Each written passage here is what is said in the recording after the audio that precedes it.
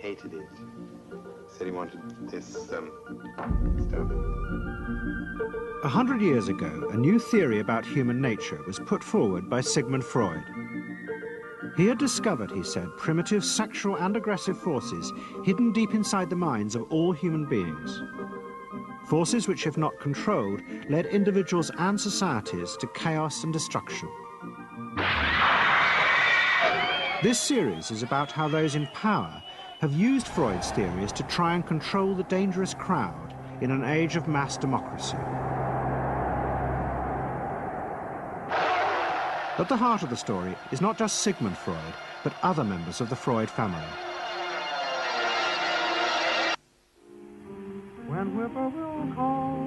This episode is about Freud's American nephew, Edward Bernays. Bernays is almost completely unknown today, but his influence on the 20th century was nearly as great as his uncle's. Because Bernays was the first person to take Freud's ideas about human beings and use them to manipulate the masses.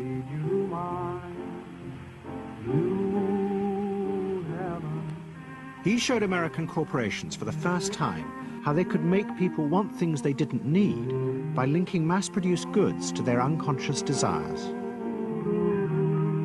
Out of this would come a new political idea of how to control the masses. By satisfying people's inner selfish desires, one made them happy and thus docile. It was the start of the all-consuming self, which has come to dominate our world today.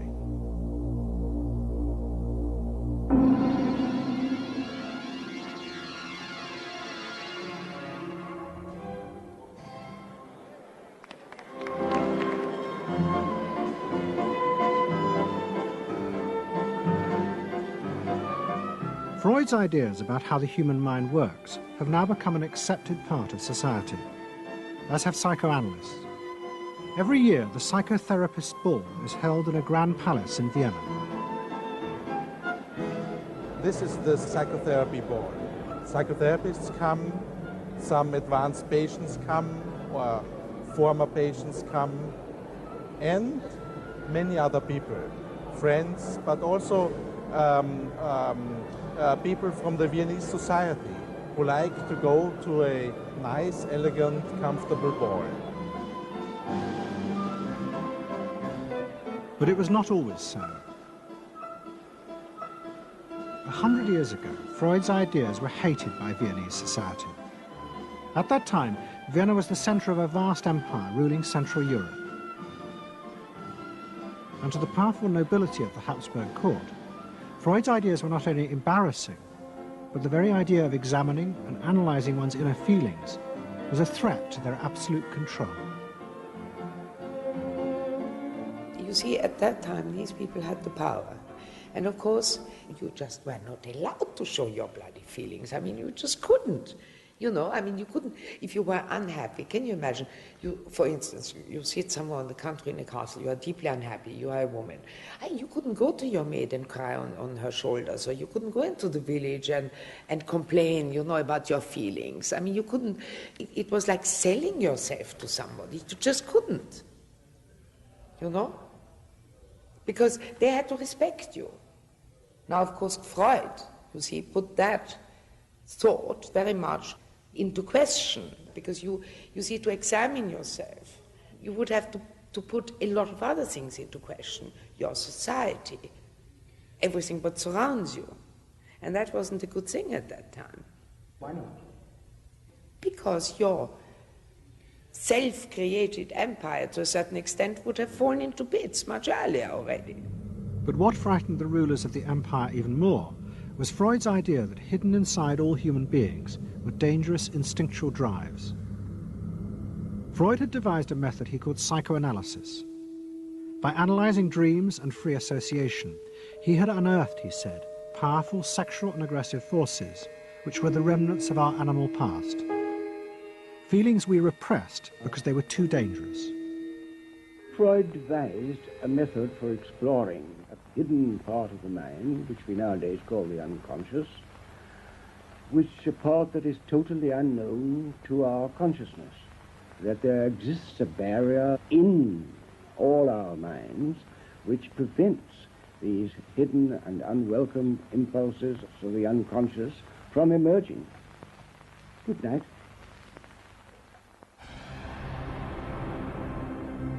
In 1914, the Austro-Hungarian Empire led Europe into war. As the horror mounted, Freud saw it as terrible evidence of the truth of his findings. The saddest thing, he wrote, is that this is exactly the way we should have expected people to behave from our knowledge of psychoanalysis. Governments had unleashed the primitive forces in human beings, and no one seemed to know how to stop them.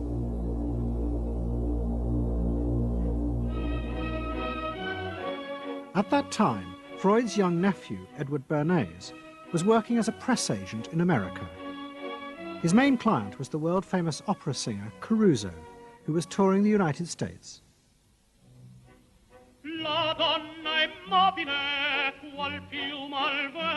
Bernays' parents had emigrated to America 20 years before, but he kept in touch with his uncle and joined him for holidays in the Alps. But Bernays was now about to return to Europe for a very different reason. On the night that Caruso opened in Toledo, Ohio, America announced it was entering the war against Germany and Austria. As a part of the war effort, the US government set up a Committee on Public Information, and Bernays was employed to promote America's war aims in the press.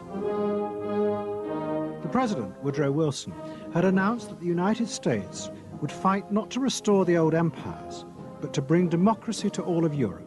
And Bernays proved extremely skillful in promoting this idea, both at home and abroad.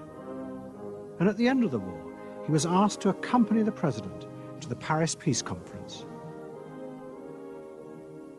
Then, to my surprise, they asked me to go over with Woodrow Wilson to the peace conference.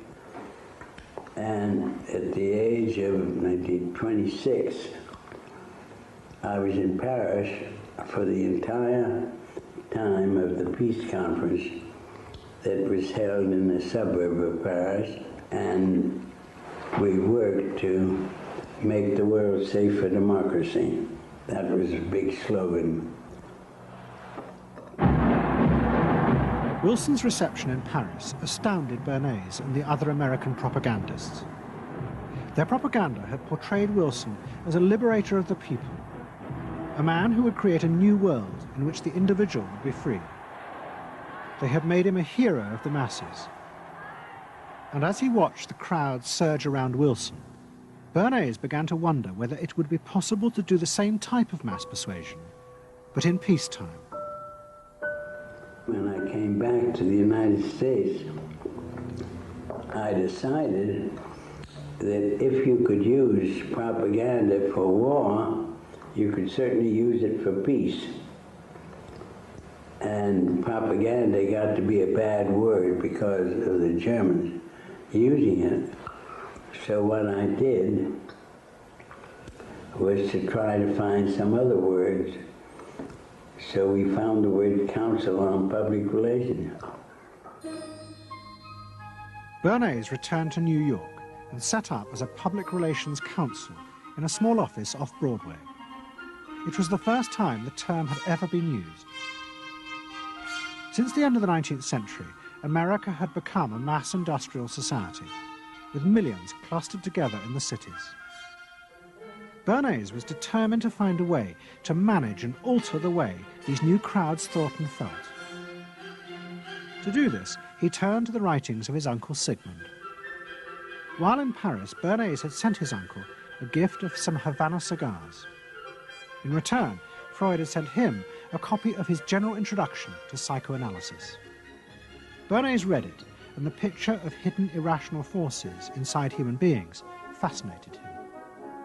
He wondered whether he might make money by manipulating the unconscious.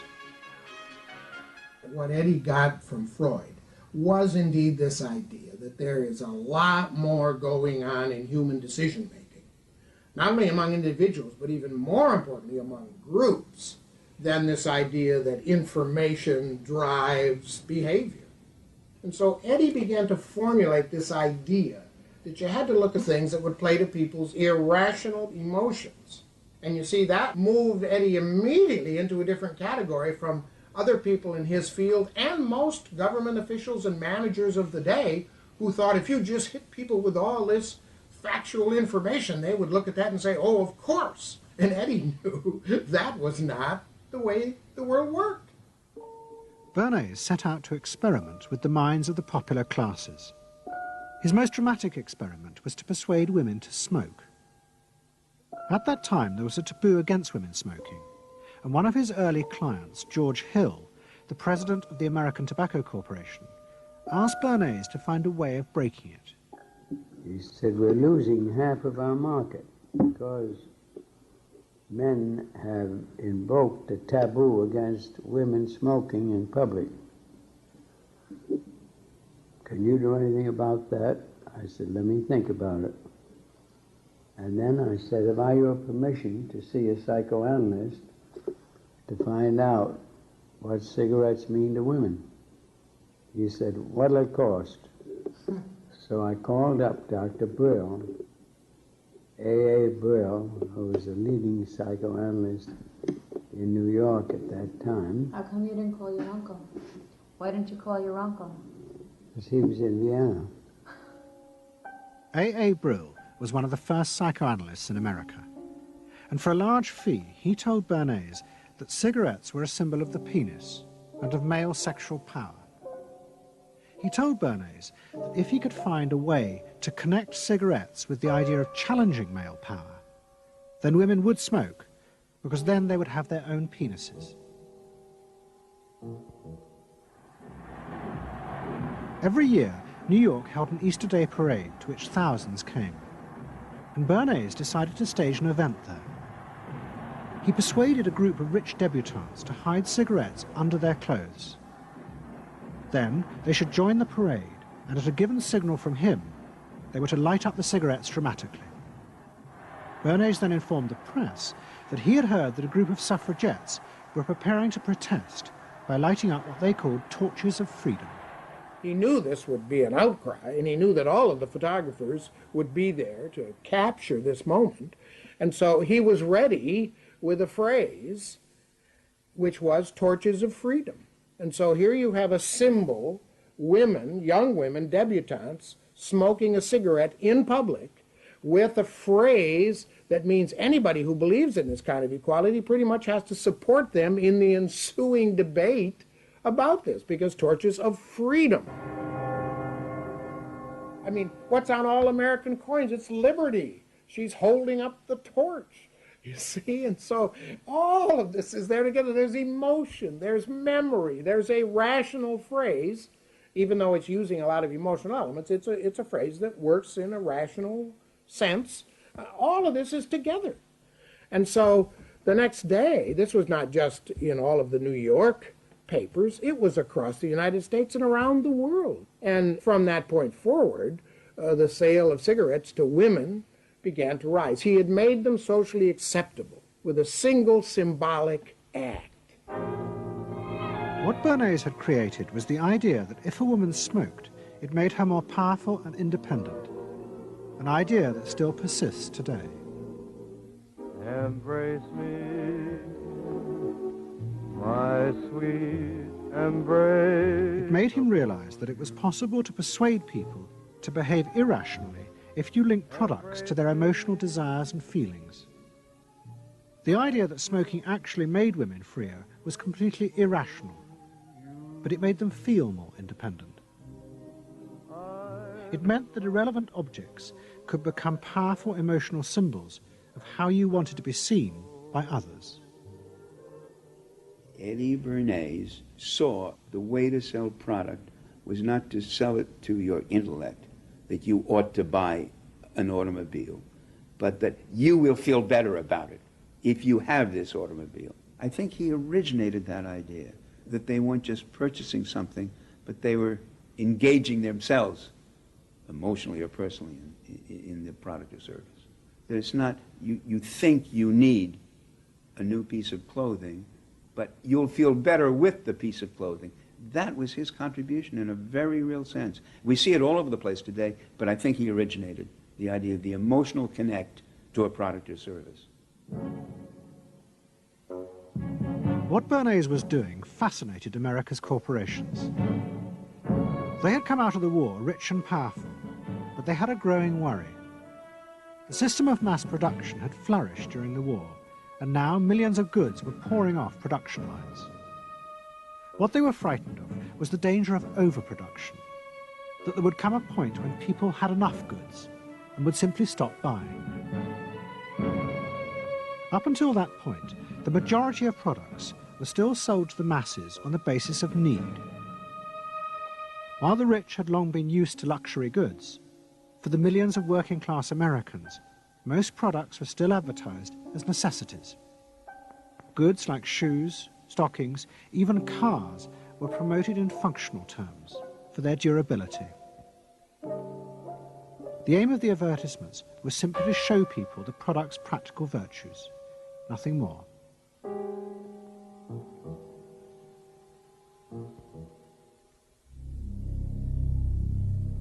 What the corporations realized they had to do was transform the way the majority of Americans thought about products.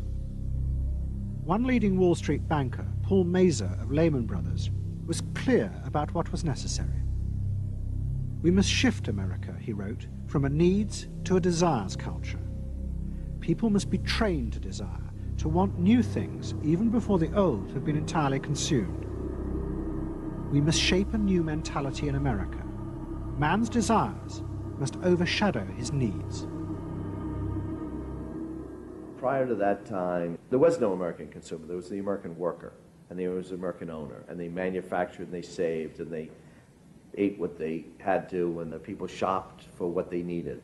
And while the very rich may have bought things they didn't need, most people did not. And Mazur envisioned a break with that, where you would have things that you didn't actually need, but you wanted, as opposed to needed. And the man who would be at the center of changing that mentality for the corporations was Edward Bernays. Bernays really is the guy within the United States, more than anybody else, who sort of brings to the table psychological theory as something that is an essential part of how, from the corporate side, of how we are going to appeal to the masses effectively. And the whole sort of merchandising establishment and sales establishment is ready for Sigmund Freud. I mean, they are ready for understanding what motivates the human mind. And so that there's this real openness to Bernays' techniques being used to sell products to the masses. Beginning in the early 20s, the New York banks funded the creation of chains of department stores across America. They were to be the outlets for the mass-produced goods, and Bernays' job was to produce the new type of customer. Bernays began to create many of the techniques of mass consumer persuasion that we now live with. He was employed by William Randolph Hearst to promote his new women's magazines, and Bernays glamorized them by placing articles and advertisements that linked products made by others of his clients to famous film stars like Clara Bow, who was also his client.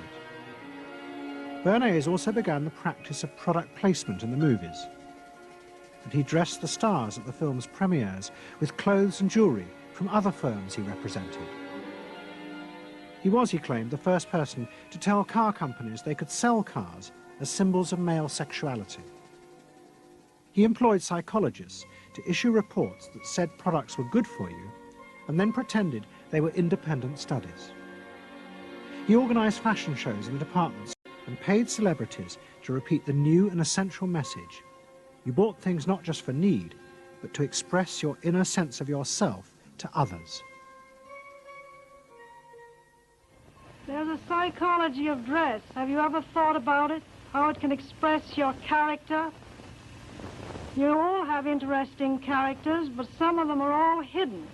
I wonder why you all want to dress always the same, with the same hats and the same coats.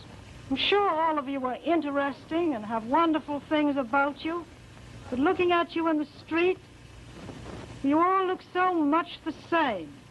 And that's why I'm talking to you about the psychology of dress. Try and express yourselves better in your dress. Bring out certain things that you think are hidden. I wonder if you've thought of this angle of your personality. I'd like to ask you some questions. Why do you like short skirts? Oh, because there's more to see. More to see, eh? What good does that do you? Excellent. It makes you more attractive. Does? In 1927, an American journalist wrote, "A change has come over our democracy. It is called consumptionism. The American citizen's first importance to his country is now no longer that of citizen, but that of consumer." The growing wave of consumerism helped in turn to create a stock market boom. And yet again, Edward Bernays became involved, promoting the novel idea that ordinary people should buy shares, borrowing money from banks he also represented. And yet again, millions followed his advice. He was uniquely knowledgable about how people in large numbers are going to react to products and ideas and so on. But in political terms, if he were to go out, so I can't imagine that he could get 3 people to stand and listen. Wasn't particularly articulate, was a kind of funny looking, and didn't have any sense of reaching out for people one-on-one. None at all. He didn't think about people in groups of one, thought about people in groups of thousands. So I would have nothing to do with it. Hello? Bernays soon became famous as the man who understood the mind of the crowd. And in 1924, the president contacted him. President Coolidge was a quiet, taciturn man and had become a national joke. The press portrayed him as a dull, humorless figure. Bernays' solution was to do exactly the same as he had done with products. He persuaded 34 famous film stars to visit the White House. And for the first time, politics became involved with public relations. And I lined up these 34 people, and I'd say, "What's your name?" He'd say, "Al Jolson." I'd say, "Mr. President, Al Jolson." Next day, every newspaper in the United States had a front page story. President Coolidge entertains actors at White House. And the Times had a headline which said, "President nearly laughed."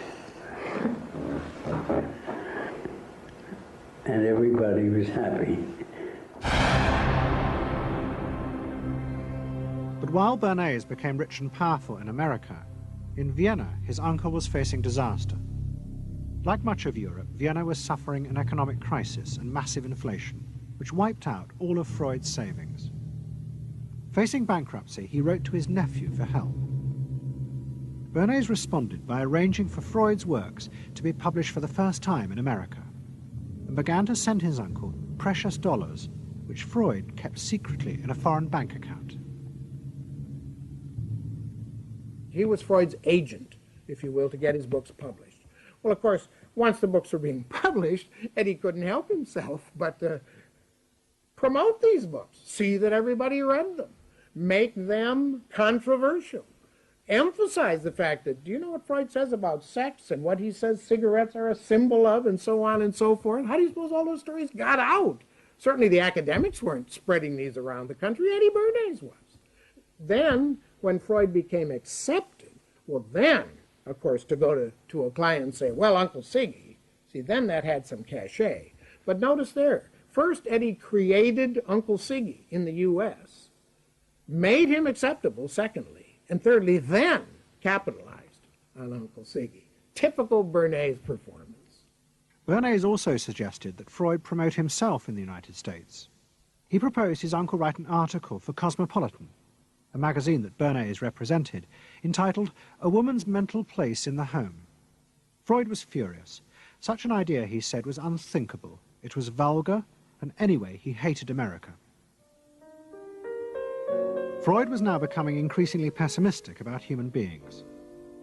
In the mid-20s, he retreated in the summers to the Alps, sometimes staying in an old hotel, the Pension Moritz in Berchtesgaden. It is now a ruin. Freud began to write about group behavior, about how easily the unconscious aggressive forces in human beings could be triggered when they were in crowds. Freud believed he had underestimated the aggressive instincts in human beings. They were far more dangerous than he had originally thought. After World War I, Freud was basically a pessimist. He felt that man is an impossible creature, a very, very sadistic and bad species, and did not believe that man can be improved. Man is a ferocious animal, the most ferocious animal that exists. They enjoy torturing and killing, and he didn't like man. The publication of Freud's works in America had an extraordinary effect on journalists and intellectuals in the 1920s. What fascinated and frightened them was the picture Freud painted of submerged, dangerous forces lurking just under the surface of modern society. Forces that could erupt easily to produce the frenzied mob which had the power to destroy even governments. It was this they believed had happened in Russia. To many, this meant that one of the guiding principles of mass democracy was wrong. The belief that human beings could be trusted to make decisions on a rational basis. The leading political writer, Walter Lippmann, argued that if human beings were in reality driven by unconscious, irrational forces, then it was necessary to rethink democracy. What was needed was a new elite who could manage what he called the bewildered herd. This would be done through psychological techniques that would control the unconscious feelings of the masses. So here you have Walter Lippmann, probably the most influential political thinker in the United States, who is essentially saying that the basic mechanism of the mass mind is unreason, is irrationality, is animality. He believes that the mob in the street, which is how he sees ordinary people, are people who are driven not by their minds but by their spinal cords. The notion of kind of animal drives, unconscious instinctual drives lurking beneath the surface of civilization. And so they started looking towards psychological science as a way of understanding the mechanisms by which the popular mind works, specifically with the goal of figuring out how to understand how to apply those mechanisms to strategies for social control. Edward Bernays was fascinated by Lippmann's arguments and also saw a way to promote himself by using them. In the 1920s, he began to write a series of books which argued that he had developed the very techniques Lippmann was calling for. By stimulating people's inner desires and then sating them with consumer products, he was creating a new way to manage the irrational force of the masses. He called it the engineering of consent. Democracy, to my father, was a wonderful concept, but I don't think he felt that all those publics out there had reliable judgment, and that they very easily might vote for the wrong man or want the wrong thing, so that they had to be guided from above. It's enlightened despotism in a sense. You appeal to their desires and their unrecognized longings, that sort of thing. That you can tap into their deepest desires or their deepest fears and use that to your own purposes. And then, in 1928, a president came to power who agreed with Bernays. President Hoover was the first politician to articulate the idea that consumerism had become the central motor of American life. After his election, he told a group of advertisers and public relations men, "You have taken over the job of creating desire and have transformed people into constantly moving happiness machines. Machines which have become the key to economic progress." What was beginning to emerge in the 1920s was a new idea of how to run mass democracy. At its heart was the consuming self, which not only made the economy work, but was happy and docile, and so created a stable society. Both Bernays and Littman's concept of managing the masses takes the idea of democracy and it turns it into a palliative. It turns it into giving people some kind of feel-good medication that will respond to an immediate pain or an immediate yearning, but will not alter the objective circumstances one iota.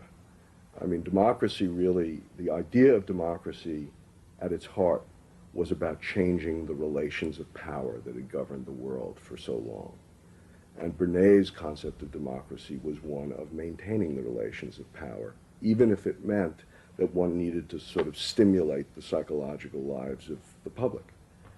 And in fact, in his mind, that was what was necessary.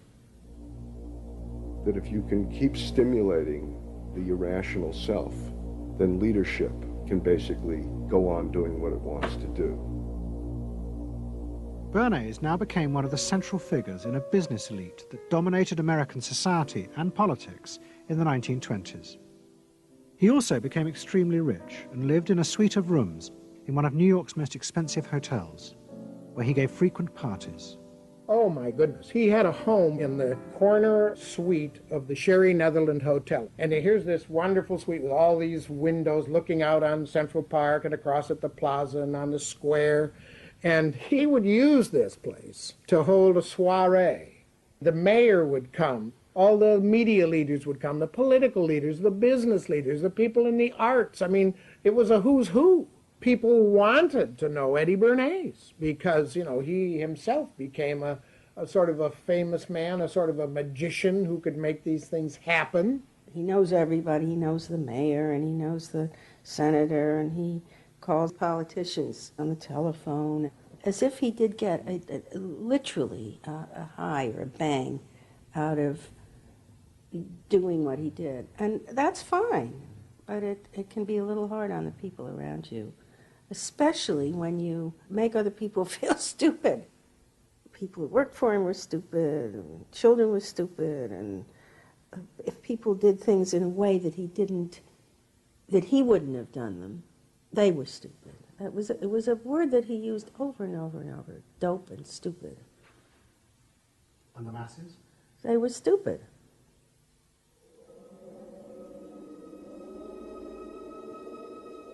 But Bernays' power was about to be destroyed dramatically, and by a type of human irrationality he could do nothing to control. At the end of October 1929, Bernays organised a huge national event to celebrate the 50th anniversary of the invention of the light bulb. President Hoover, the leaders of major corporations, and bankers like John D. Rockefeller were all summoned by Bernays to celebrate the power of American business. But even as they gathered, news came through that shares on the New York Stock Exchange were beginning to fall catastrophically.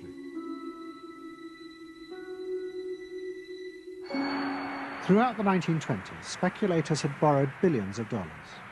The banks had promoted the idea that this was a new era where market crashes were a thing of the past. But they were wrong.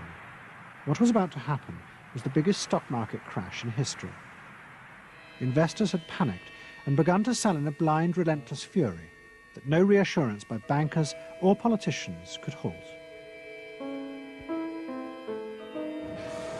And on the 29th of October 1929, the market collapsed.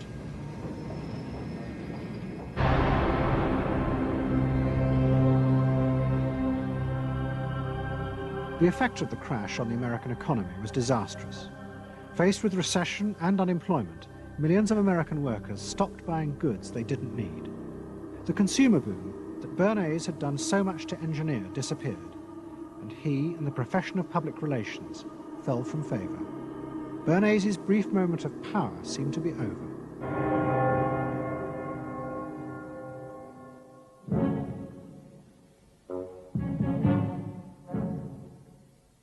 The effect of the Wall Street crash on Europe was also catastrophic. It intensified the growing economic and political crisis in the new democracies. In both Germany and Austria, there were violent street battles between the armed wings of different political parties. Against this backdrop, Freud, who was suffering from cancer of the jaw, retreated yet again to the Alps. He wrote a book called Civilization and Its Discontents. It was a powerful attack on the idea that civilization was an expression of human progress. Instead, Freud argued, civilization had actually been constructed to control the dangerous animal forces inside human beings. What was implicit in Freud's argument was that the ideal of individual freedom, which was at the heart of democracy, was impossible. Human beings could never be allowed to truly express themselves because it was too dangerous. They must always be controlled and would thus always be discontent.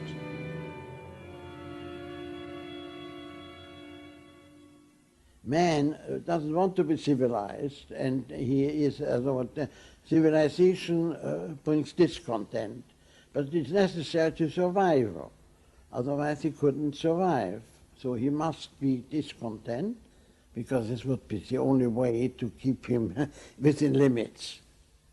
But what did Freud think about the idea of the equality of man? He didn't believe in it. We had 32 parties, and Hitler said, before those parties don't vanish, there is no Germany. That's true. You can't have 32 parties. And so they felt this one person will put an end to this comedy. Freud was not alone in his pessimism. Politicians like Adolf Hitler emerged from a growing despair in the 1920s about democracy. The Nazis were convinced that democracy was dangerous because it unleashed a selfish individualism, but didn't have the means to control it. Hitler's party, the National Socialists, stood in elections, promising in their propaganda that they would abandon democracy because of the chaos and unemployment it led to. Die Parteien versprachen den Himmel auf Erden.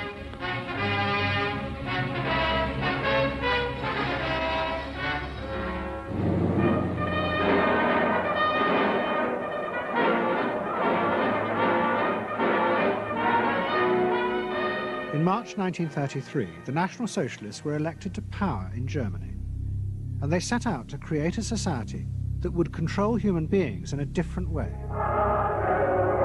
One of their first acts was to take control of business. The planning of production would in future be done by the state. The free market was too unstable, as the crash in America had proved. Workers' leisure time was also planned by the state through a new organization called Strength Through Joy. One of its mottos was service, not self.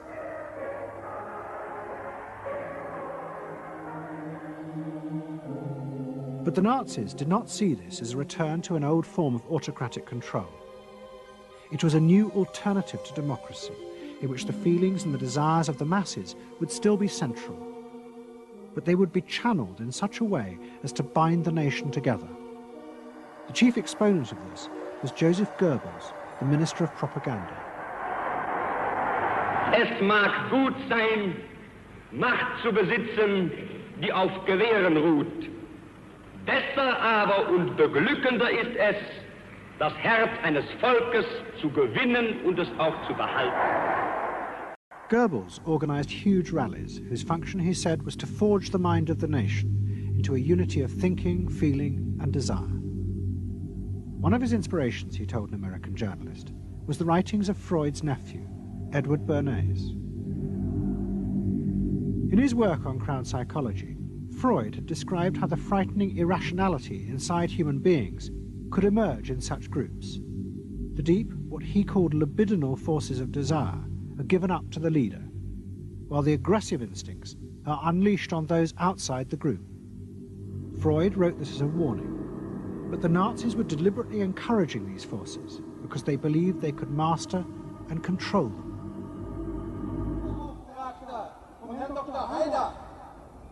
Well, Freud was saying that masses are bound by libidinal forces. They love each other and delegate their ideas and their feelings to the chap on top. What are libidinal forces? What are libidinal forces? Well, forces of love. Not hate? No. Hate is delegated to the others outside.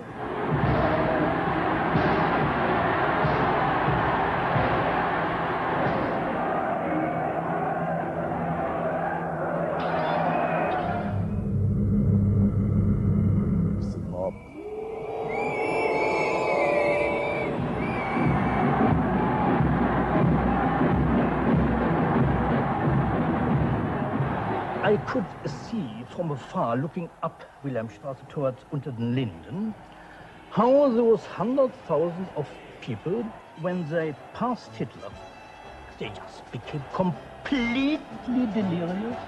They began to shout these cries I will never get out of my ears. Heil, Sieg, Heil. That is demented. And here I got confirmation how those irrational forces, uncontrollable forces in Germany, in the Germans, had erupted, had broken out, were running riot, were departing, marching on.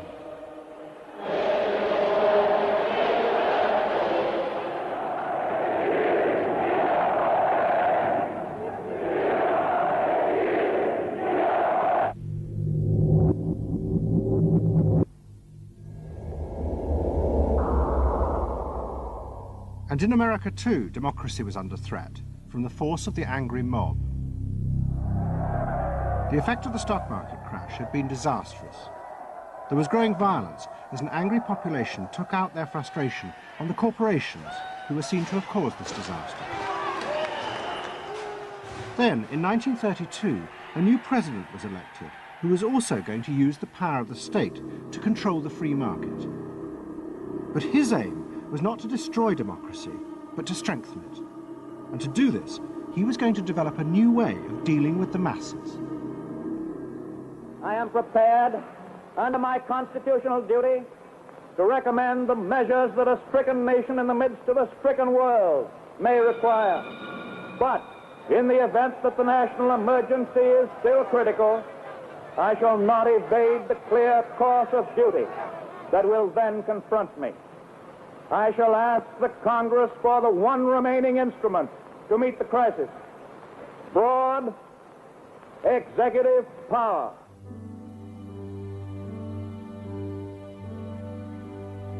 It was the start of what would become known as the New Deal. Roosevelt assembled a group of young technocrats and planners in Washington. He told them that their job was to plan and run giant new industrial projects for the good of the nation. Roosevelt was convinced that the stock market crash had shown that laissez-faire capitalism could no longer run modern industrial economies. It had become the job of government. Big business was horrified, but the New Deal attracted the admiration of the Nazis, especially Joseph Goebbels. Wir betrachten die wirtschaftliche Entwicklung in Amerika mit dem allergrößten positiven Interesse. Und wir sind dort der festen Überzeugung, dass Präsident Roosevelt und seine Berater auf dem richtigen Wege sind. Es handelt sich in der Tat um das größte wirtschaftliche und soziale Problem aller Zeiten.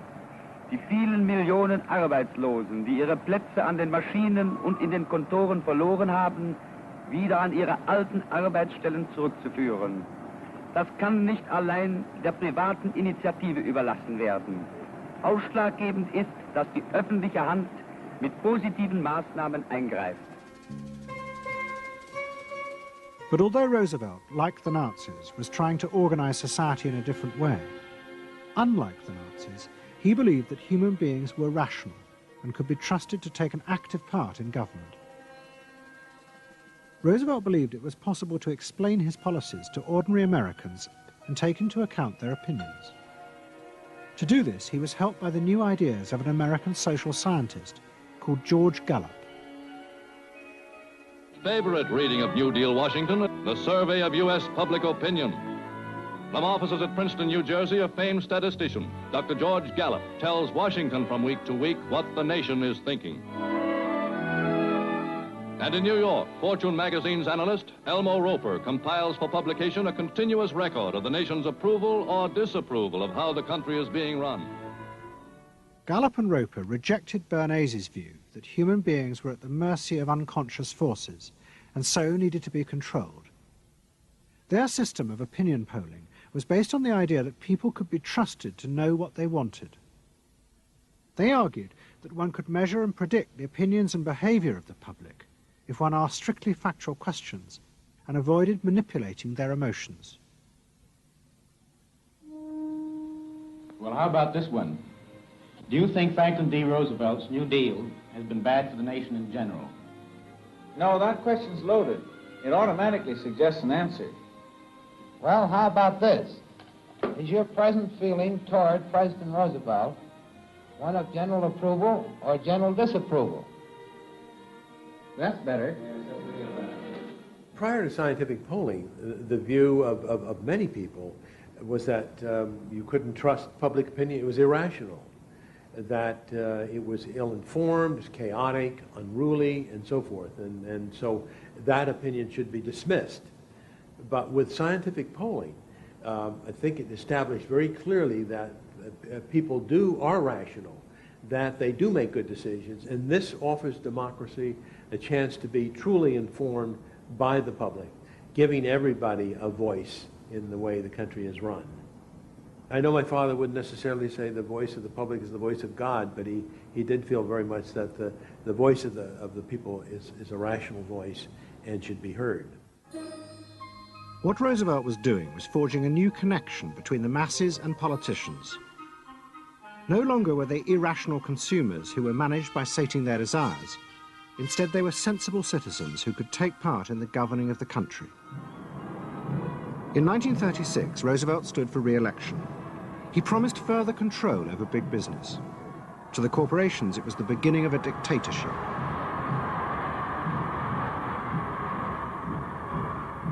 Roosevelt interferes with private enterprise and is running the country into debt for generations to come. The way to get recovery is to let business alone. But Roosevelt was triumphantly re-elected. It looks, my friends, like a real landslide this time. So please let me thank you again and tell you that I hope to see you all very soon and bid you an affectionate good night. Faced with this, business now decided to fight back, to regain power in America. At the heart of the battle would be Edward Bernays and the profession he had invented, public relations.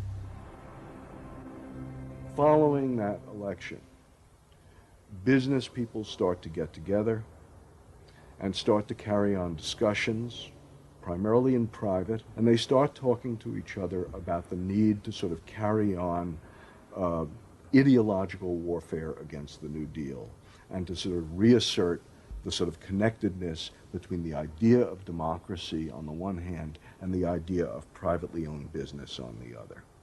And so, under the umbrella of an organization which still exists, which is called the National Association of Manufacturers, and whose membership included all of the major corporations of the United States, a campaign is launched explicitly designed to create emotional attachments between the public and big business. It's Bernays' techniques being used on a grand scale. I mean, totally.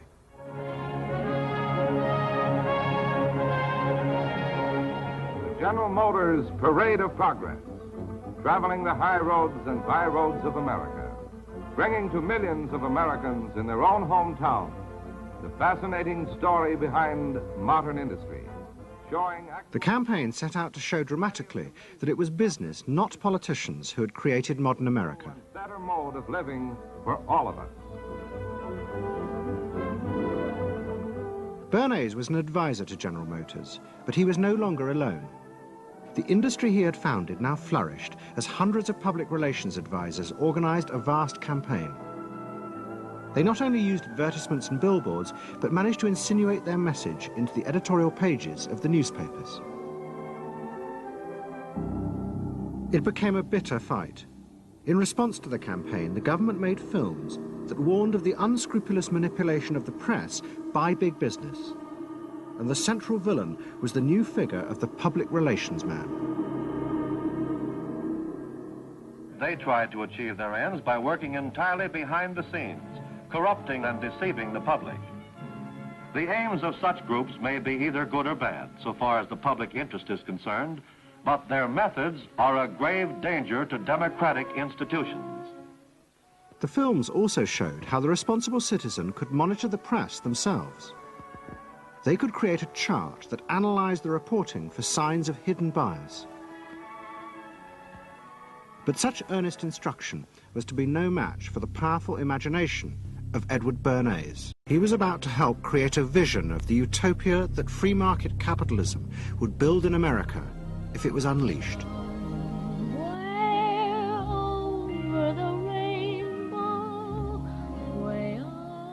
In 1939, New York hosted the World's Fair. Edward Bernays was a central advisor. He insisted that the theme be the link between democracy and American business.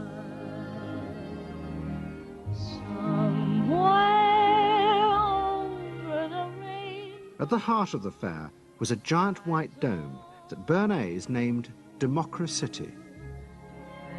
And the central exhibit was a vast working model of America's future, constructed by the General Motors Corporation. To my father, the World's Fair was an opportunity to keep the status quo, that is, capitalism, in a democracy. Democracy and capitalism, that marriage, right, linking, just like that. He did that by manipulating people and getting them to think that you couldn't have real democracy in anything but a capitalist society, which was capable of doing anything, of creating these wonderful highways, of making, moving pictures inside everybody's house, of telephones that didn't need cords, of sleek roadsters. I mean, it was consumerist, but at the same time, you inferred that in a funny way, democracy and capitalism went together. The World's Fair was an extraordinary success and captured America's imagination. The vision it portrayed was of a new form of democracy, in which business responded to people's innermost desires in a way politicians could never do.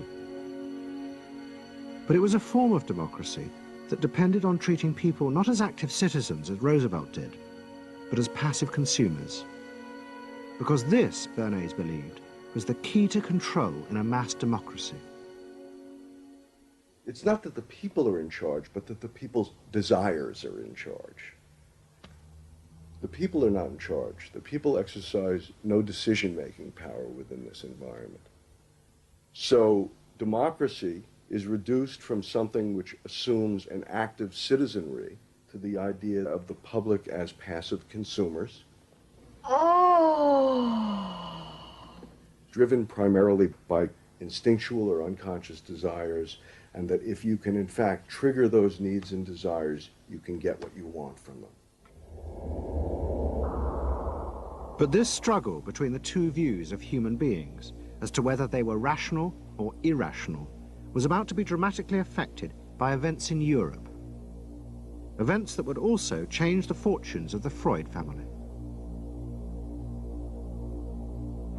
In March 1938, the Nazis annexed Austria.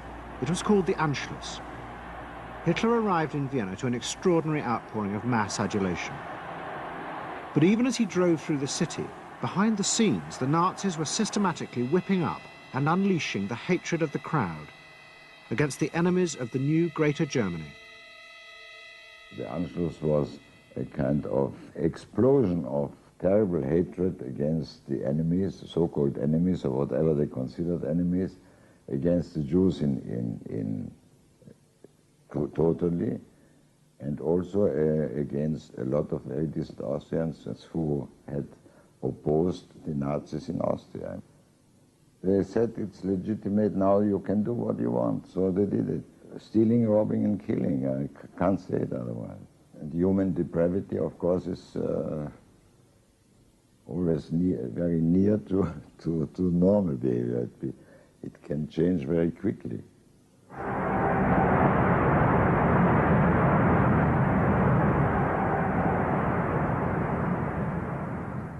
As the violence and assassinations raged in Vienna, Freud decided he had to leave. His aim was to go to Britain, but he knew that Britain, like many countries, was refusing entry to most Jewish refugees. But help came from the leading psychoanalyst in Britain, Ernest Jones. He was in the same ice skating club as the Home Secretary, Sir Samuel Hoare, and Jones persuaded Hoare to issue Freud a British work permit. And in May 1938, Freud, his daughter Anna, and other members of his family set off for London.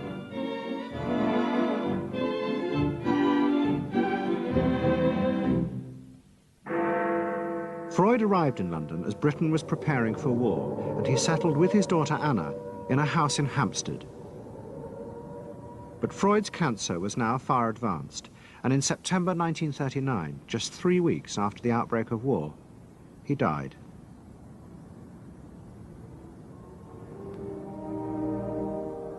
The Second World War would utterly transform the way governments saw democracy and the people they governed. Next week's programme will show how the American government, as a result of the war, became convinced there were savage, dangerous forces hidden inside all human beings, forces that needed to be controlled. The terrible evidence from the death camps seemed to show what happened when these forces were unleashed. And politicians and planners in post-war America would come to believe that hidden under the surface of their own population were the same dangerous forces. And they would turn to the Freud family to help control this enemy within.